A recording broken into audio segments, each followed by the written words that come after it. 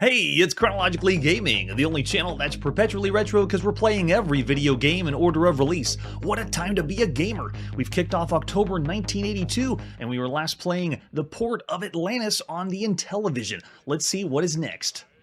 These families are learning about home computers. It's time to go play on our Atari home computer and the release of Bandits. We've already seen this one, I think, advertised in some magazines we've checked out, but this is our first time seeing what Bandits is all about, starting with the box. Or the sleeves, however you bought it. Very, very cool front of the box. Man, it screams the 80s. I'm loving the art style. Look at that. We even got a CRT that's flying through the air. It's a fast action game from Serious Software. This one marks our 33rd game that Serious Software has done, and that's across all platforms. You'll need a 48K on your Atari home computer. Flip over the back, and your job is simple enough. Just guard the supplies on the lunar supply base. Sounds easy, huh? Well, wake up and have some coffee, partner. The name of the game is Bandits, remember? Surely you don't think you're just going to be standing around and scare off an occasional shoplifter. You see, every criminal in space is after your supplies and have a uniquely devious method of trying to get them. Okay, so we're going to be defending our supplies on the ship. This is designed and programmed by Tony and Benny Go. Tony and Benny, way to go. We also have some other artwork besides just the box. I'm really digging the box, though. This is the ad you would have seen in magazines. It looks like from Germany, showing all the things that Serious Software has brought us. 30 games, 33 games so far, and then another ad that has a comic by Serious. Very, very fun. With the 5 1/4 floppy disk, we're going to pop into our Atari to play. So cool. And we also have the manual, or the inside sleeve, of Bandits. The boot disc is in, and then the joystick is played on the left joystick. It's only a one-player game. Use the fire button and tilt the joystick forward to activate your shields. We got shields too, and tilt backward to turn the shields off. We have some convenience controls, and then 28 levels of play. Each level has a different group of items on the right side and features a unique combination of bandits that go after your goods. So 28 levels is not too shabby right now. You have 5 ships or 5 lives. An unprotected ship can be doomed by bandit fire, so make sure you put up those shields. Yeah, the shields provide total protection and disperse in energy units. You can press the shield once, you're protected by a single unit, but if you press the activator several times, you're protected for several units of time. So that means this is a progressively better shield if you wanted to use the energy. Very, very interesting. And then it shows a screen display for everything. Our score that we got to know in 1982, everyone's got to have the score. There's the different enemies we're going to be fighting. And then if you have the boot error, we'll contact Serious because they guarantee all their games will work. So this one's available as a cracked version. We're going to try the no SIO patch. Pop it and play some Bandits. This is by Tony and Benny, published by Serious Software at some time in the beginning of October 1982. I'm ready for some shooting. Some shooting, Tex. I know, right? The artwork was fantastic. We didn't have a lot of lore in the inside sleeve, because some of the ones that don't have a true manual, you know, you just open up the first sleeve and it gives you some stuff. So no lore here except just defend the base. Oh, that's cool. We get a little animation opening. Wow, nice presentation.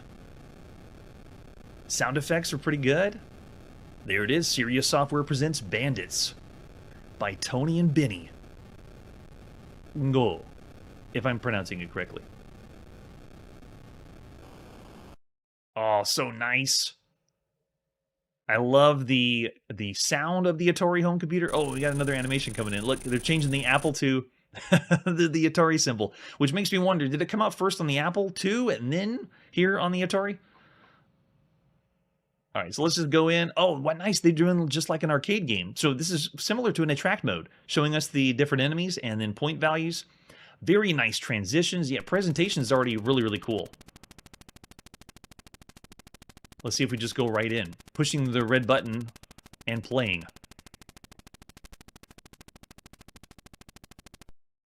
No, it goes through an attract mode. Okay, so let me just try. Yeah, so you do have to push the red button. I like that, though. The games that we play on home computers that feel like an arcade game. They're closing the gap. It's awesome. Holy cow, look at that UFO. Very, very well done. We're getting a little loading in between, probably because that was just an impressive UFO. A large object on the screen. Maybe we can fight that as the boss. All right, so we're in. Left and right controls, fire. I got some pretty substantial firepower here. Oh, and I'm already dead. So the shots coming down are really, really quick. All right, looking all right. There we go. There's the grapes on the far right side. We have to protect the grapes from our homeland. Oh, they didn't like that one bit. So the shots coming down are coming really, really fast, but I do have significant firepower. This is yet another fixed shooter, and here on the show, a fixed shooter game just means you move left, you move right, and you fire without any scrolling around. So since Space Invaders, there's been subgenre upon subgenre of space shooters. We're talking Galaxian, and then Galaga, and then we had Phoenix, and so this one marks the very first time you could play this kind of space shooter, and I'll give the chat just a little bit of time to guess what game this is, because it was only in the arcades, and we haven't seen this exact kind of fixed shooter at home yet until now. I know, yeah, Brian, it's true. It is a Galaxian variant, but this one is playing exactly like something we've already played in the arcade. And this one marks our 338th fixed shooter here on the show. Going all the way back to even, before Space Invaders popularized it with things like Seawolf in the arcades, moving left, right, and firing. Oh, man, they brought another enemy out. It's not looking good. So I'm going to actually remember to use my shield. There we go. So you can use that to go up. Whoa, yeah, it is really difficult, though. For the pros only. You see how fast the other ship was moving? That's amazing. Yeah, no, they got the diagonal shots in there, too. So this is not doing a Galaga variant either. This is the very first time that Stratovox has come home. This is a one-to-one creation of Stratovox in the arcade. Stratovox was one of the first video games ever that had any speech when we played the game. It was the first video game that ever talked to us here on Chronologically Gaming. That was back in May 1980. And we don't have any speech, because in Stratovox, the people that you're trying to protect, they were on the right side. So it wasn't fruit or food, it was actual people, and every time they got stolen, they would yell at you, help me, save me. It was so cool. Still cool now. I'd go in the arcades right now in 1982 and play Stratovox. It's awesome. So now it looks like we're protecting the gobstoppers. Nope, get it, yes, there we go. Wow, yeah, the diagonal shots, notice that the spread that comes down is advanced, and I remember this too from Stratovox. Whenever you played, it was really, really fast. But this is still a lot of fun. Very, very well done. Hey, there you go, Chiptune. Nice shout out for King and Balloon. We haven't seen a one-to-one King and Balloon at home, but I mean, it's pretty close to Galaxian. It does on the Atari. The opening sound effects sounded pretty good. This one does sound a little bit like we're playing on the Apple rather than the Atari home computer. What are we protecting now? Nope, you're not taking my whatever those are, blueberries on the right side. I can't pinpoint it. I want to know if we can take out the UFO, but yeah, the enemies are so quick. I want the UFO to be a boss at the end. This is a lot of fun. Oh, man, what in the world? We have... Whoa! So the enemy types are changing again. I guess I better use my shield. Yeah, definitely. Deflect all the balloons. We're getting attacked by crazy clowns now. Look at this! Amazing. It's all slightly fresh for something you could play at home because this was only in the arcade. Oh my goodness, look at this. We're even getting a little bit slight slowdown because of all the stuff happening on the screen. Very, very impressive. Yeah, and now we're doing enemy types that are dropping bombs that have a little splash damage at the bottom. Awesome. Chiptune's already thrown out 4.5 stars, which means one of the best computer games you could play right now. Yeah, it is difficult. But we're pros here at Chronologically Gaming, and I say that as soon as I die. Oh, strawberries! Don't let them take the strawberries. Look at this. Whoa!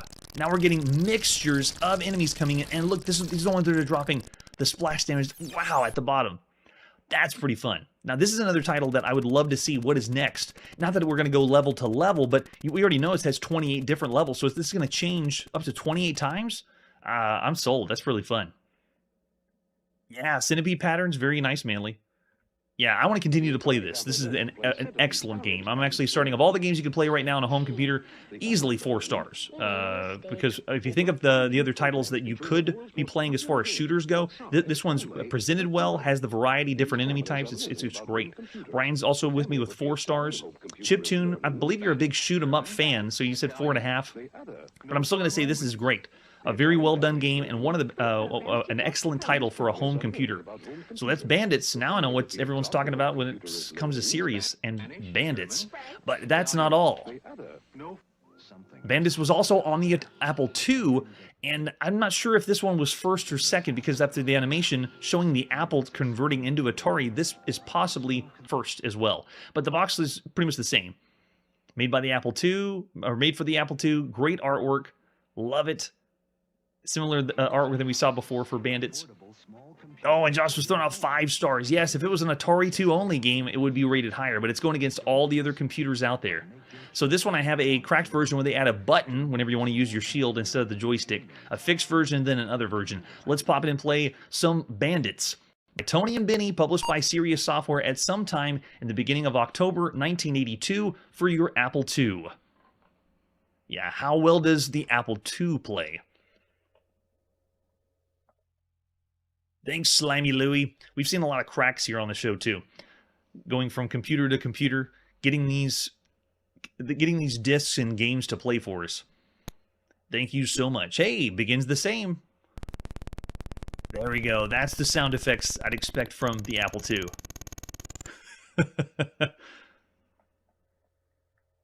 Very nice. It's playing pretty much the same. I'm going to guess they're going to keep the Apple there on the left side of Bandits. Yeah, and this is the very first game that we've seen by this duo of developers. So way to go, Tony and Benny. Nothing else? Maybe we'll be able to get in there. There we go. Sweet, got the same UFO. How did they do that on the Apple II? That is really impressive. You can tell they spent a lot of time on the presentation for this one. Okay, so this one is controlled with joystick, but if I hit Control P, we'll now go into paddle control. So you can see now I'm in, moving left, right, and firing. Got to protect the grapes on the right side. This is just constantly the sound of the Apple II. The sound chip inside of the Atari home computer is the Pokey chip. The sound chip inside of the Commodore 64 is the SID chip, sound interface device, but the sound for the Apple II is wet farts. That's the sound chip inside.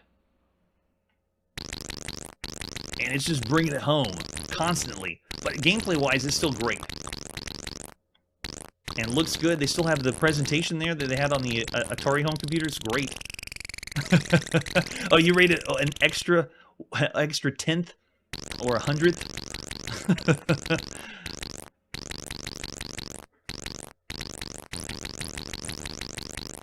Oh yeah, so no complaints here. Control-wise, it's playing very well. Great job, and you can tell they both Tony and Benny did both.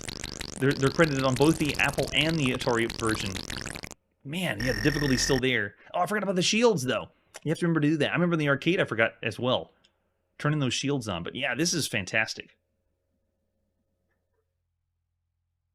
Another title that I would love to go and keep playing to see what the next levels are like and just get better and better at it. So I'd still say the same. Bandits for the Apple II, still solid. Excellent title for all the games you could play on a home computer. Check out that shooter. And you got to admit, after 338 fixed shooters, you'd expect to be bored of it. No, it is still really, really cool. Really, really fun. All right, let's see what our next title is after this commercial break. Magic experts have just created 4 new games for the Intellivision system. Ooh. But beware, Imagic's demon attack will destroy you. Oh, haven't seen it yet. Atlantis will send you to a That's the one from last grave. night. Microsurgeon will put you haven't in seen the that hospital. one yet. And Beauty and the Beast will push you right over the edge. There we go. Imagic for Intellivision, created by experts. That's right, a Magic for Intellivision. And we already saw the very first one with Atlantis coming over. And this is our second one that a Magic's brought over to the Intellivision. This is Beauty and the Beast. A title that has nothing to do with the fairy tale whatsoever. Let's check out Beauty and the Beast. Yeah, and the very first game that has anything to do with Beauty and the Beast has nothing to do with a fairy tale. This is just happens to be what they call the game.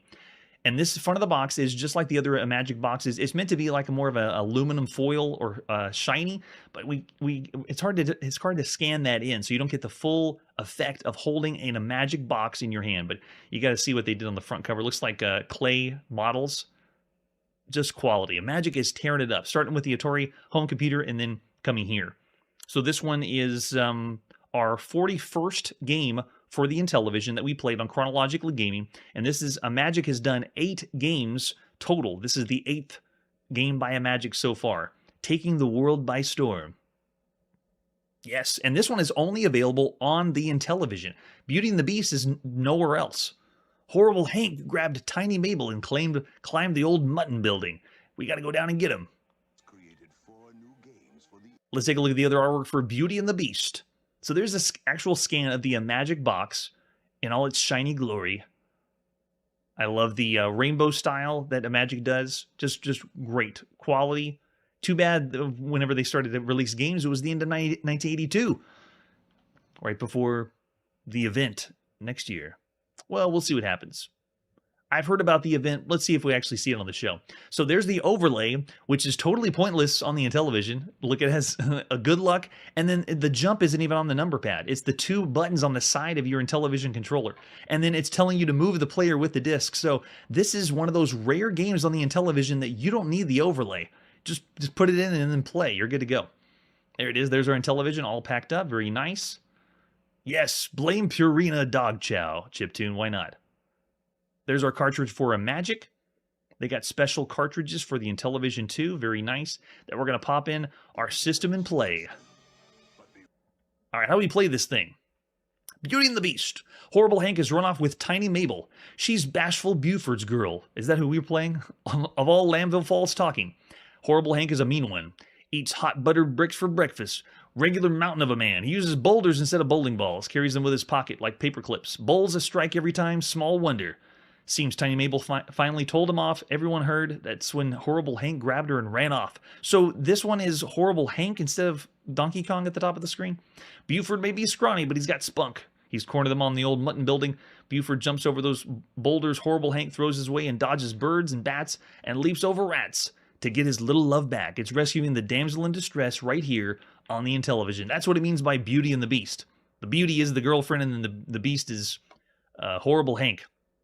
So it tells us what more story, I guess, here. Can you lend him a hand? Yeah, thanks, we will. There's our Intellivision.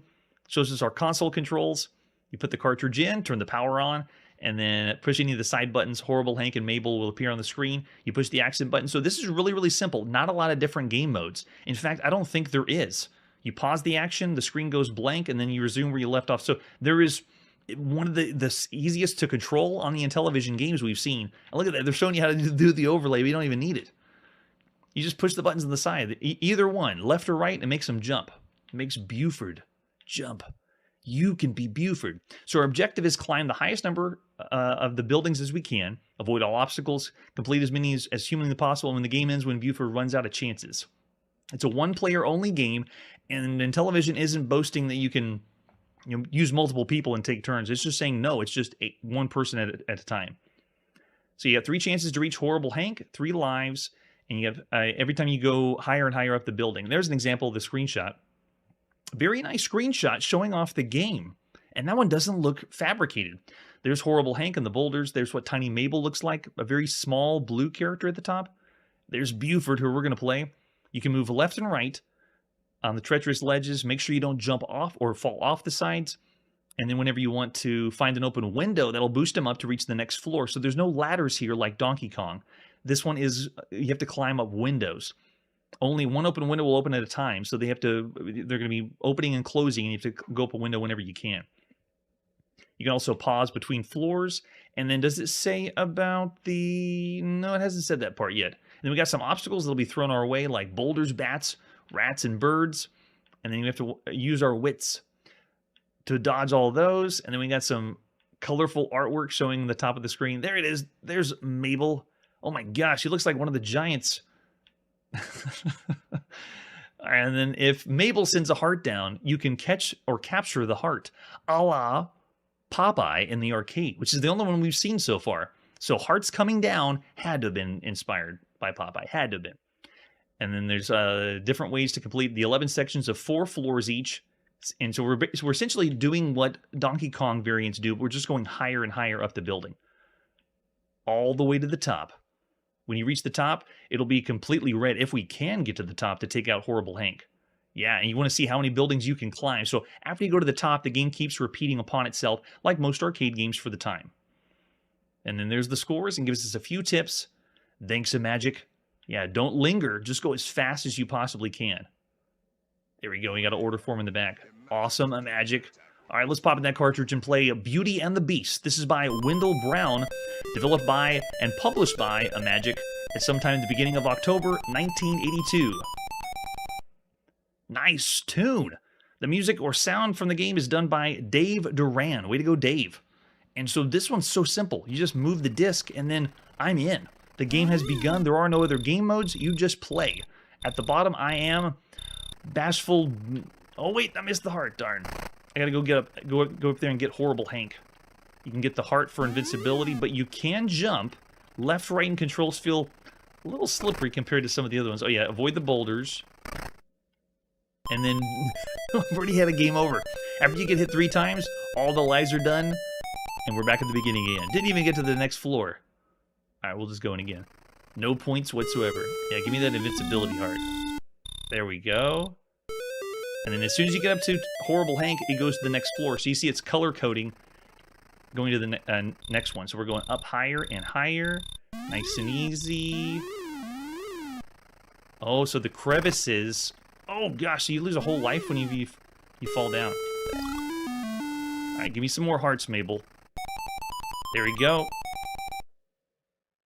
It is a Donkey Kong variant as if there ever was one, but it's a new one. It's a fresh one. And this hasn't been ported anywhere else. This is the only place that you can play Beauty and the Beast on the Intellivision. Got it. Moving in closer.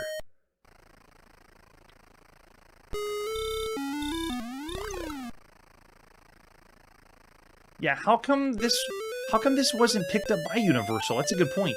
Because this is the Empire State Building and we are chasing someone at the very top. Okay, I gotta do this carefully. Everything goes really fast in this game. You notice that every floor is so quick. It's almost like we're playing a Twitch version of Donkey Kong here. Look at this. Go, go, go. Let's not go to that one. Let's get a heart. And then get up to the top. Yeah. So we're doing all right. Going higher and higher. I'm not having to jump as much. The plane says lucky. Nice. Here we go. Keep going. Up, up, up. So I have a way to jump, but this one is very, very stiff. When you think of all the platformers we played, it honestly feels a little like Donkey Kong that we played on, or King Kong that we played on the Atari 2600. So the jump has a lot to be desired. There's better ones out there. I'm looking at games like Monkey Shines on the Odyssey 2. Oh, we're doing close. We're almost at the top. Let's go. It does feel that way, but I have no idea what you're talking about. Who's Ralph? We did it. And we get a cutscene. We celebrate at the top. A plane picks us up. That's awesome. Of all the games I played at this time on the Intellivision, I've never played Beauty and the Beast. And this one's would be perfect for those the people that picked up Intellivisions at yard sales and didn't have an overlay or a manual. This would be awesome. Donkey Kong style game. I'm already seeing a rating out there. Brian's already saying 2.5 stars or a little subpar, considering all the other games you could play on a home console. The presentation's really good. Gameplay is fairly simple. I have the ability to move left and right. Oh, you do die very fast, but you also move very fast. But the jump is pretty simple and it just repeats upon itself. When we played the King Kong on Atari 2600, I gave that one 2 stars of all the games you could play. Oh, you lose a life for that, too. So if you start climbing on a window, then you're out of luck. I would say this one does play better than a King Kong. So at least 2.5 stars of all the games you could play on home consoles. All right, go. Oh, no, touch the bowling ball. Bartleman saying 3.5 stars of everything so far. Does make it fun. Yep, you gotta watch the jumps, though. Here, let me do a few jumps so you can see what the platforming's like. Josh was saying 3 stars, pretty much average, or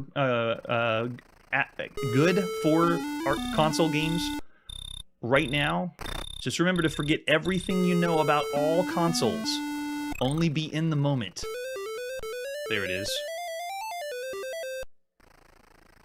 So here in Chronologically Gaming, we've played... This is our 24th Donkey Kong variant. And that's across all platforms, everything. On home consoles, though, there's only about 6. One of the first ones we ever saw that came home was Police Jump for the VTech Creativision. And then after that was the release of Donkey Kong on the Atari 2600 and Donkey Kong for... Oh, you touch the window and you fall down, too. Or Donkey Kong for the ColecoVision in July 1982. And then after that, we saw King Kong on the Atari, and then Fast Eddie on the Atari. So this only has to compete with about 6 other games that are like Donkey Kong. But I would still say this is better than the King Kong version. And the version of Donkey Kong, this one actually has this almost the same jump mechanic as the Donkey Kong on the Atari 2600. But there's no way this could compete with Donkey Kong on ColecoVision. Yeah, it is fairly repetitive. You don't have a lot of variety. It is really fast, though, as far as Donkey Kong games go. Let's go on this one. To tell you the truth, the sound design reminds me of a game we're going to be playing later on computers. It sounds like King's Quest. At least the music in the background. Yes, they were. It's all over the place. Yeah, I'm already seeing lots of ratings, a little divisive, somewhere around average. Yeah, it's okay, not bad. But you have to remember, there's not a lot of platformers on home consoles.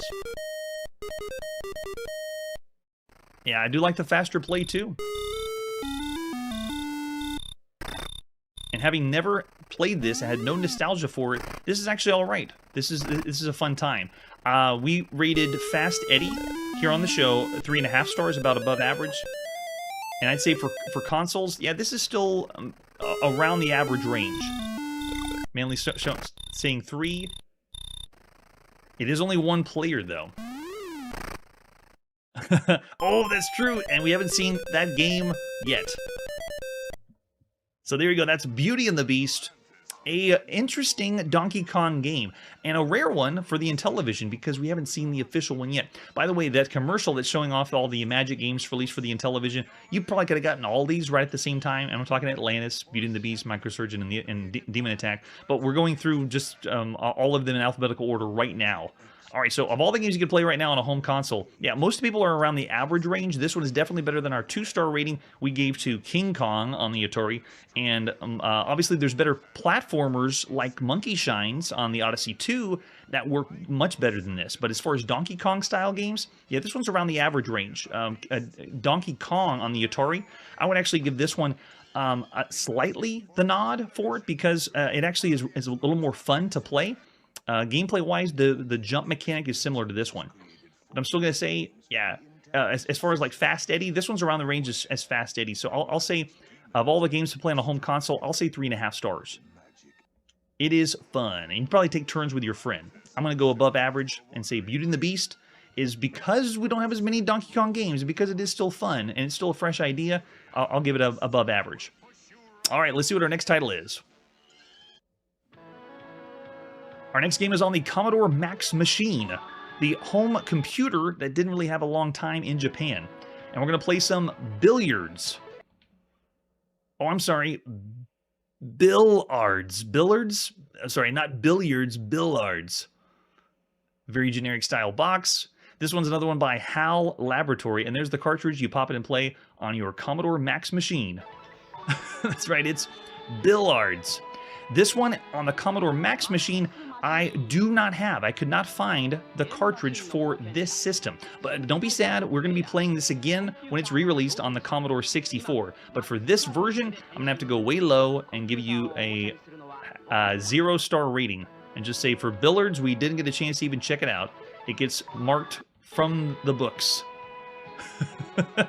Maybe we couldn't find it because everyone's calling it billiards when actually on the box it's called Billards. Who knows?